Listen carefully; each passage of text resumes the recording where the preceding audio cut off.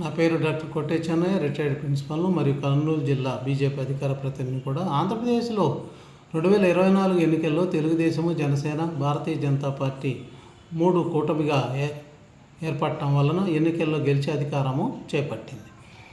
అలాగే ఎన్డీఏ కూటమి వల్ల డబుల్ ఇంజిన్ సర్కారు ఆంధ్రప్రదేశ్లో ఏర్పడింది. అందువల్ల అభివృద్ధి పథంలో ముందుకు దూసుకెళ్ళటానికి మంచి అవకాశం ఏర్పడ్డది. అభివృద్ధికి రాష్ట్రంలోనూ కేంద్రంలోనూ స్థిరమైన ప్రభుత్వాలు ఉండటాన అభివృద్ధి వేగంగా జరుగుతూ ఉంది. దానికి ముగ్గురు మోడీ, చంద్రబాబు, పవన్ కళ్యాణ్ చాలా పరస్పర గౌరవంతో సానుకూలంగా పరిపాలన సాగిస్తున్నారు. మోడీ, చంద్రబాబులు అనుభవం ఉన్నవారు. దేశం బాగుపడాలన్న తపన మోడీ గారికి ఉంది. నా రాష్ట్రం బాగుపడాలనే తపన చంద్రబాబుకు ఉంది. రాష్ట్రము, దేశము రెండూ బాగుపడాలన్న తపన పవన్ గారికి ఉంది. అందువల్లనే ఈ ముగ్గురు ఒకే పథములో ఒకే మార్గాన్ని వెళ్ళటానికి అహర్నిశం కృషి చేస్తూ ఉన్నారు. కేంద్ర ప్రభుత్వం ప్రతి అంశంలో కూడా రాష్ట్ర ప్రభుత్వానికి బాగా చేయూతనిస్తుంది. మోడీ అన్ని విషయాలు చాలా సానుకూలంగా స్పందిస్తూ ఉన్నారు. విశాఖపట్నము ప్రైవేట్ పరం అవుతుంది, విశాఖపట్నం స్టీల్ ప్లాంట్ అని చెప్పేసి గొడవ చేస్తున్న రోజుల్లో ఆయన విశాఖపట్నానికి మంచి చేయూతనిచ్చి దానికి మద్దతు ఇచ్చి గ్రాంట్లు ఇచ్చి దాన్ని నిలబెట్టారు. అలాగే పోలవరం ప్రాజెక్టు కూడా గత 40 ఏళ్లలో ఈ కాంగ్రెస్ ప్రభుత్వాలకు, జగన్కు ఏటీఎం లాగా మారిపోతే దాన్ని కూడా తన చేతులకి పూర్తిగా సెంట్రల్ గవర్నమెంట్ దీన్ని భరిస్తుంది, పూర్తి చేస్తుందని చెప్పి హామీ ఇచ్చి ఆ పనులు మొదలుపెట్టారు. దాదాపు 60,000 కోట్ల రూపాయలతో ఆ ప్రాజెక్టు ముందుకు సాగుతుంది. ఇంకా 1-2 సంవత్సరాలు అది మనకు చేతికి అందే అవకాశం ఉంది.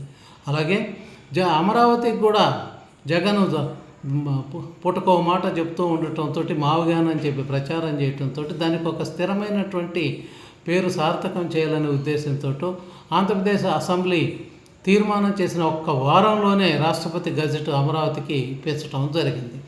అలాగే ఇక ముఖ్యంగా ఆంధ్రప్రదేశ్లో అభివృద్ధికి తోడ్పడే అనేక అంశాలు, రైల్వే లైన్లు కానీ, జాతీయ రహదారులు కానీ, వందే భారత్ రైలు కానీ, అలాగే రైల్వే జోన్, ముఖ్యంగా చాలామంది కోరిక అయినటువంటి రైల్వే జోన్ను కూడా ఇవ్వటానికి యాక్సెప్ట్ చేశారు. ఇప్పుడు ఆ పనులు కూడా సాగుతున్నాయి ఆఫీస్ ద్వారా.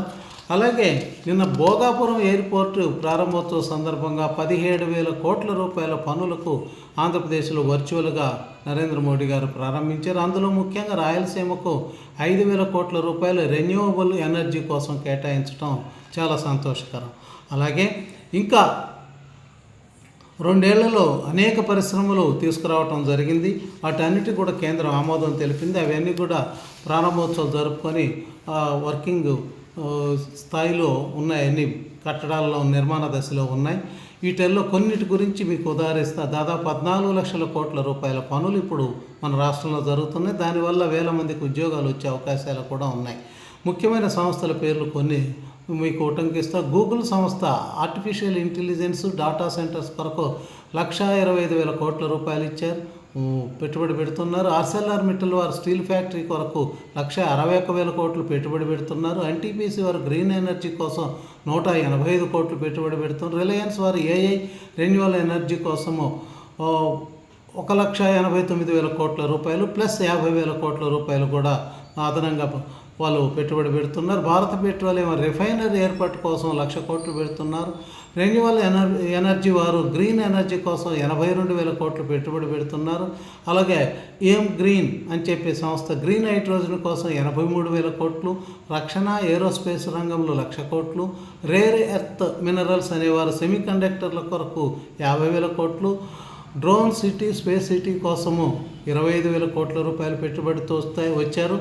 ఎల్జీ వారు ఎలక్ట్రానిక్ పరిశ్రమకు 5,000 కోట్ల రూపాయలు, అలాగే గ్రీన్కో వారు ఎనర్జీ స్టోరేజ్ కొరకు 16,500 కోట్ల రూపాయలు, ఆస్ట్రా వారు గ్రీన్ ఎనర్జీ కోసం 8,240 కోట్లు, అలాగే ఈ ఎకోరమ్ అనే ఎనర్జీ 7,500 కోట్ల రూపాయలు, టాటా పవర్ వారు రెన్యూవల్ ఎనర్జీకి 6,675 కోట్లు, అలాగే రాయల్ ఎన్ఫీల్డ్ వారు మోటార్ సైకిల్ నిర్మాణానికి 2,500 కోట్ల రూపాయలు, శ్రీ సిటీలో పరిశ్రమలు కొరకు 2,300 కోట్ల రూపాయలు, అలాగే క్రీ సిటీలో పరిశ్రమలకు 2,319 కోట్ల రూపాయలు పనులు సాగుతూ ఉన్నాయి. అలాగే నేవల్ బేస్ నిర్మాణానికి 5,000 కోట్ల రూపాయలు మొదలుపెట్టారు. మరికొన్ని ఎంఎస్ఈఎంఈలు అంటే చిన్న తరహా మధ్య పరిశ్రమలకు వీటన్నిటికీ దాదాపు 1,00,000 కోట్ల రూపాయల పనులు అనేక సంస్థల ద్వారా జరుగుతూ ఉన్నాయి. మొత్తము ఈ 2 ఏళ్లలో 14 లక్షల కోట్ల రూపాయల పెట్టుబడులు సాధించారు కేంద్ర సహాయంతో. ఆ నిర్మాణ పనులు చాలా జోరుగా సాగుతూ ఉన్నాయి.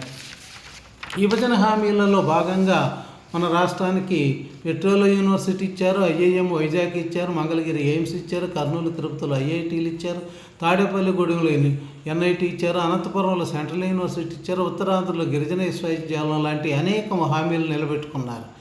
అలాగే రేషన్ బియ్యం పంపిణీ, వైద్య సేవలు అయితేనేమి, అంగన్వాడీ పోషణలు అయితేనే, విద్యాశాఖలు, మధ్యాహ్న భోజనాలు అయితే, అలాగే స్కాలర్షిప్లోను, వృద్ధులకు పెన్షన్లోను, కిసాన్ సమ్మాన్లోను, సూర్యగారు లోను, ఎరువుల సబ్సిడీలను, పశు సంపదలకు, ఆక్వాకల్చర్కు, వ్యవసాయానికి, ఇలా అన్ని పండ్ల తోటల కోసము ఈ విధంగా సెంట్రల్ గవర్నమెంట్ నుంచి దాదాపు 60% పైన మద్దతు మనకు అన్ని రంగాలలో లభిస్తూ ఉంది.